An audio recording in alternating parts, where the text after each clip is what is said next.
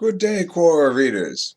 My name's Host Eric, and I'm the host of Talking with Famous People. And I would like to answer this question. It's a question on MBTI, and the question is simply enough worded, simply enough written. How is the Myers-Briggs personality test absolute nonsense? And I want to answer this as somebody who does a lot of personality typing stuff. I have a YouTube channel in which I've typed lots of people, and I talk about MBTI stuff a lot. So, how is it absolute nonsense? Well, first of all, it is absolute nonsense in the sense that it's not, well, it's not absolute nonsense, but in the sense that it's not, the tests are nonsense. The tests are almost absolute nonsense, such that they're measuring the wrong thing, in my opinion. The tests typically say, well, here are some symptomatic behaviors of a personality type or of a letter, but that's not really how it works. It works from the Jungian cognitive function model, which states that there are 4 cognitive function vectors, which are thinking, feeling, intuition, and sensing. And that each of those vectors manifests in a given individual as either extroverted or introverted. And when a cognitive function manifests as extroverted, it looks different to us than when it manifests as introverted. Now, if you're talking about how is the Jungian cognitive function model nonsense, that's a more interesting question because it's a little harder to answer, but I'll do my best. The Jungian cognitive function model is nonsense insofar as the type itself can't be falsified. So you might be able to claim that the Jungian cognitive function model is predictive. So if I say to you, here's my type, I'm an ENTP. That means I lead with extroverted intuition. It means I follow that up with introverted thinking. And I follow that up with extroverted feeling. And I follow that up with introverted sensing. And the way that's going to play out in terms of behaviors or in terms of avenues of attending, types of attention, the way that's going to play out is extroverted intuition is a disruptive function. It seeks vulnerabilities as a means of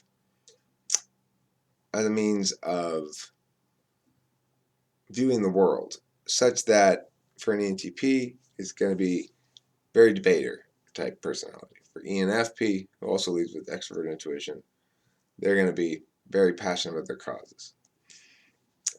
The reason being, we follow our ENTPs do with TI, which is introverted thinking, and is what I refer to as the rendering function. It takes experience and renders it into meaning rather than emotions. And ENTP driven by NE, therefore, is going to have a lot of possibilities about ideas mostly. So it's predictive in the sense that if I were to tell you I was an ENTP, you would be able to say, well, then he probably exhibits these behaviors. However, that's not particularly meaningful because I've told you I describe myself as an ENTP, and you look up the general description of the ENTP, and we're both referencing the same description of ENTP. Well, it's just the same as sort of an arbitrary label for a set of behaviors, unless you can show that, in fact, those things do correlate with one another proportionally in some fashion that suggests what the Jungian cognitive function model establishes. I suspect you could establish that. I don't do that kind of research. I do different kinds of research. And I think that's very telling in terms of the types as well. ENTPs and INTPs get along really well. They can't stand my lack of need for evidence. They just can't stand it. But I don't need it, and I win the arguments anyway. Because what I'm saying is something that is one can logically deduce from experience. And having some philosopher agree with me doesn't make it evidence anyway. We're talking about things. ISPs love to quote this Dario Nardi study where he did brain scans and showed different parts of the brain lighting up that seem to correlate with cognitive functions. And they think this is really important. To me, it's completely irrelevant. You know, the only way that cognitive functions matter is insofar as they shape the reality that we experience. And they do shape the reality that we experience insofar as we know about them and we frame our experience through that framing. And I have found it an incredibly informative tool to understand human behavior. When my friend the other day put up this quote that was basically like, you already know, you already have all the truths within you that you'll ever need. The world just needs to shut the fuck up and be silent and experience these, let these truths be released, right? Well, there would have been a time when I would have thought, yeah, maybe that's true. Yeah, that sounds like that. Or there would have been a time when I would have thought, see, Eric, you need to shut the fuck up. Now I think, what a fucking INFJ this guy is. My best friend, he's the most INFJ ever. And that's such an INFJ thing to say because they 100% believe that truth is discovered, not created, to the core of their being, whether they answered that question that way or not. And that's the thing. When I'm typing people, I am not paying attention to what their answer is by itself. I'm paying attention to what their answer is in conjunction with all the other answers that they've given. So I will eliminate answers from having any impact on the equation if I think that they are. I'm reading the person, right? So if they give me an answer, I can kind of tell, is that to the extent to which that answer is reflective of how they genuinely feel, or is the answer they give when they don't really know what to think about that, which is a lot of answers that a lot of people give.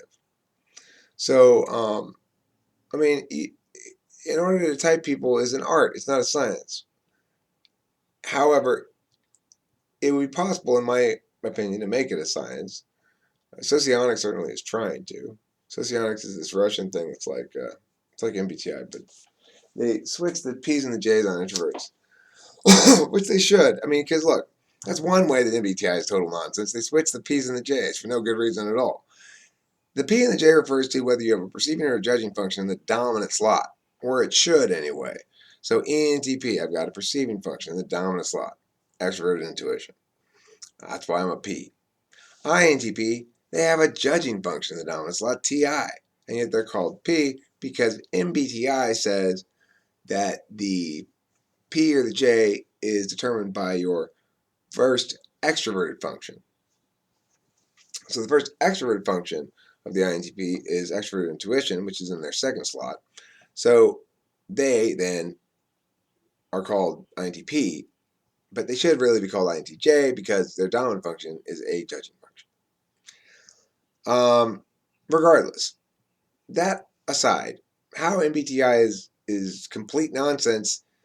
You can make the arguments. You can make as many arguments as you want about MBTI and Jungian cognitive function, and you can be sort of convincing. What I think is interesting is that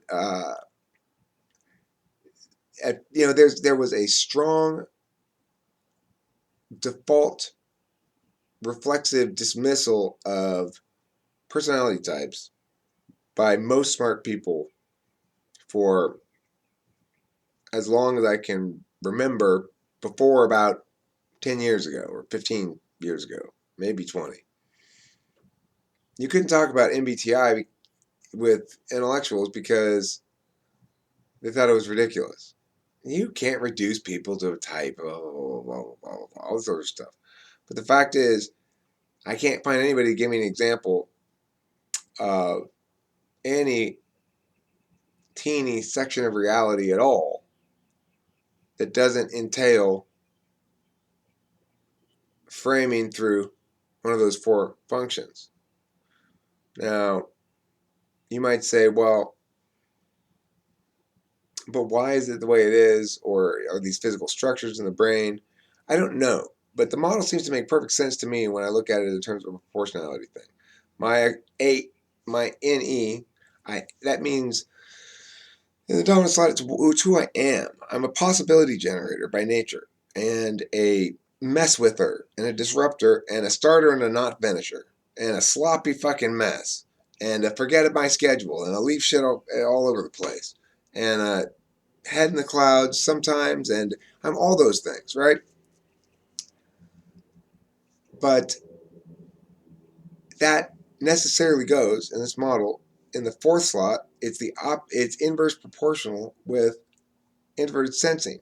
Introverted sensing, instead of generating possibilities, is keeping track of the possibilities you've already generated. If you are leading with any, you don't have time to do mutually exclusive things, both, a whole bunch. That is just logically so. It's like a teeter-totter. I mean, not a teeter-totter. What's this? A seesaw, right? Seesaw. And, one end goes up, the other one goes down.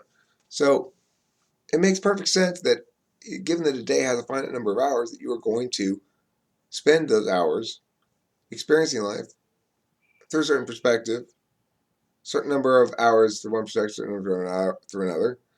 It makes sense that you're going to have some perspectives inform other perspectives, and it makes sense that you're going to operate through a finite number of perspectives. Of course, you have to.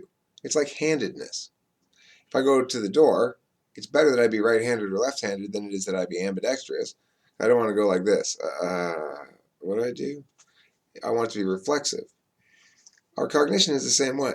When I emerged from my mother's womb, covered in goo, I said, where the fuck am I? And then I'm like, all right, I could use that thing. I could glue it onto that other thing. And if I put that, I'm not sure where I'm going with this, but I should just start doing it. Right after birth, I did that. I started gluing shit together and ruining all the things and accomplishing nothing. I began my hate relationship with space objects. Anyway, thanks for watching my video. If you have, I hope you enjoyed it. I hope, Quora audience, that you think this is cool and not like lame and spammy. I hope you don't think it's spammy. Thank you very much. Yeah.